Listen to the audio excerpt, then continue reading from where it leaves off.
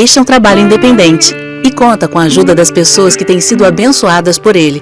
Se você quiser fazer parte do grupo de mantenedores desta obra, se informe das opções disponíveis na descrição deste vídeo. Agradecemos pela atenção e pelo carinho. Deus abençoe.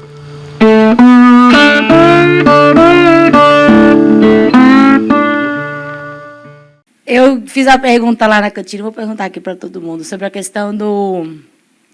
A gente tem que julgar o profeta ou a profecia?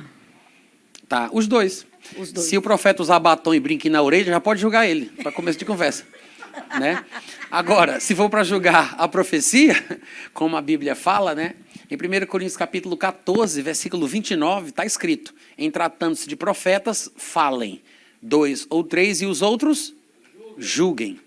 Ou seja, significa que na Nova Aliança o profeta não tem o mesmo pedigree que se tinha no Antigo Testamento. Embora as palavras sejam as mesmas, traduzidas para o português, profeta lá e profeta aqui, são ministérios e funções diferentes. No Antigo Testamento havia pelo menos 3 funções ou ofícios importantes que eram separados por Deus. Era o profeta, o rei e o sacerdote. Naquela época eles estavam espiritualmente mortos e não tinham a graça que nós temos. A comunhão deles com Deus era totalmente diferente. Naquele período, para o homem falar com Deus, eles precisavam de um representante, que era o sacerdote. Para Deus falar com o homem, eles precisavam de um representante, que era o profeta. O rei fazia algumas outras funções e tarefas, mas o profeta era o porta-voz de Deus, né? O vidente que trazia a vontade de Deus para o povo. Hoje, na Nova Aliança, eu não tenho a necessidade de que alguém me diga o que Deus quer para mim. Hoje todos conhecem a Deus. Deus está dentro de nós. Os filhos de Deus são guiados pelo Espírito de Deus e não pelo que o profeta tem para dizer. O profeta da Nova Aliança não é um vidente, não é o porta-voz de Deus na Nova Aliança. Na Nova Aliança, o apóstolo, o profeta, o evangelista, o pastor e o mestre, que são os 5 dons mencionados em Efésios capítulo 4, eles têm uma função. Entre as coisas que eles fazem, eles promovem a unidade da fé, o que significa que a fé vem pelo ouvir a palavra. Então, o profeta, como os outros dons de ministério, eles têm que falar alguma coisa, seja em pregação, seja em ensinamento, porque são coisas diferentes, que tem profeta de pregação, tem profeta de ensinamento. A pregação é contar, é inspirar, é proclamar uma verdade, é ensinar, é explicar, informar, detalhar. É diferente. Tem gente que prega e ensina, tem gente que só prega, tem gente que só ensina. Tem gente que ensina pregando, ou que prega ensinando, mas isso é uma coisa que Deus dá.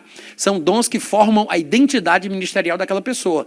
Paulo, por exemplo, em 1 Coríntios capítulo 2, versículo 7, e 2 Timóteo 1:11, ele diz: eu fui designado por Deus pregador, apóstolo e mestre. Paulo ensinava e pregava. Isso, eu sou pregador e mestre.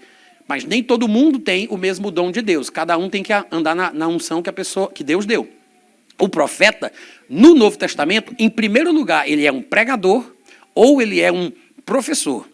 As ferramentas do Espírito Santo, dos dons, né, revelações, palavra de conhecimento, sabedoria, discernimento de espíritos e coisas semelhantes, são concedidas para complementar o ofício dele. Mas a sua primeira função não é ficar revelando a particularidade da vida de ninguém. Falar do futuro de alguém, falar do que a pessoa fez no escondido, trazer. Porque eu não preciso de recado de Deus para saber o que ele tem para mim. Na Nova Aliança, não é assim que se vive. O problema é que as pessoas vivem mais pelas suas culturas e tradições do que pelo que a palavra de Deus diz.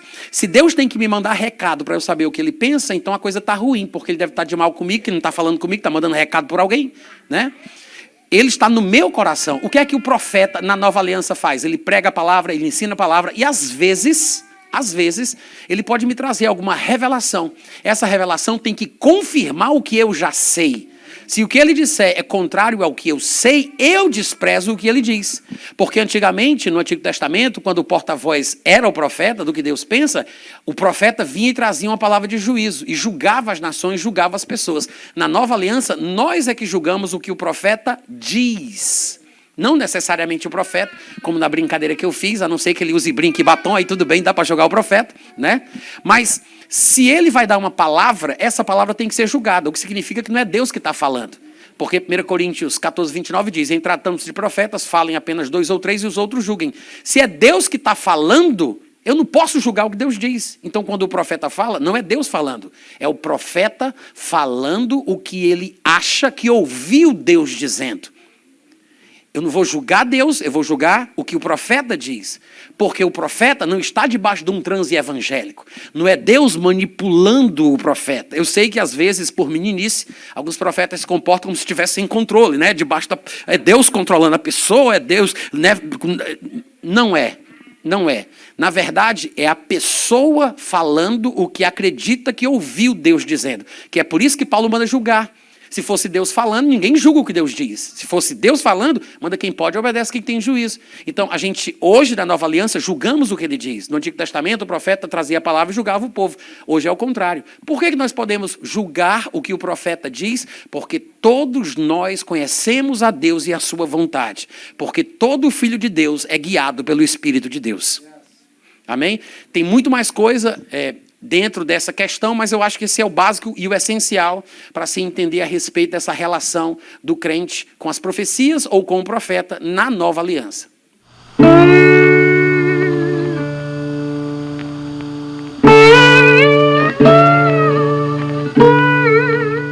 Este é um trabalho independente e conta com a ajuda das pessoas que têm sido abençoadas por ele.